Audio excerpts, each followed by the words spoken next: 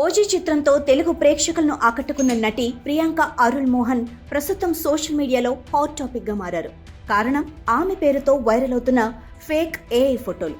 ఈ ఫోటోలు వేగంగా ఇంటర్నెట్లో పంచుకుంటూ ఉండటంతో స్వయంగా ప్రియాంక మోహన్ స్పందించారు.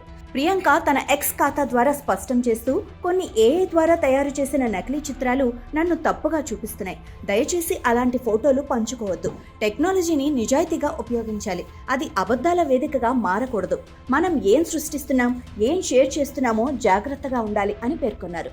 ఆమె ఈ పోస్టు సోషల్ మీడియాలో వైరల్ అవ్వగా అభిమానులు మరియు నెటిజన్లు పెద్ద ఎత్తున మద్దతు తెలిపారు. ప్రియాంక ధైర్యంగా స్పందించడం ప్రశంసనీయం.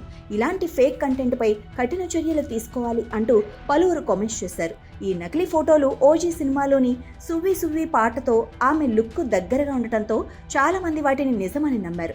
కానీ ప్రియాంక వెంటనే స్పష్టం చేయడంతో అసలు నిజం వెలుగులోకి వచ్చింది. ఇటీవల సాయి పల్లవి కూడా ఇలాంటి పరిస్థితిని ఎదుర్కొన్నారు.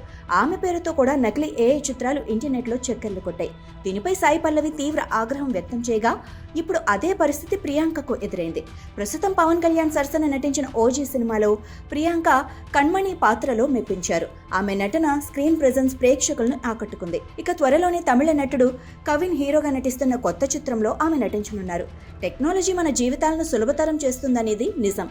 కానీ దాన్ని బాధ్యతగా ఉపయోగించడం మనందరి బాధ్యత అని ప్రియాంక మోహన్ ఈ ఘటనతో మరోసారి గుర్తు చేశారు.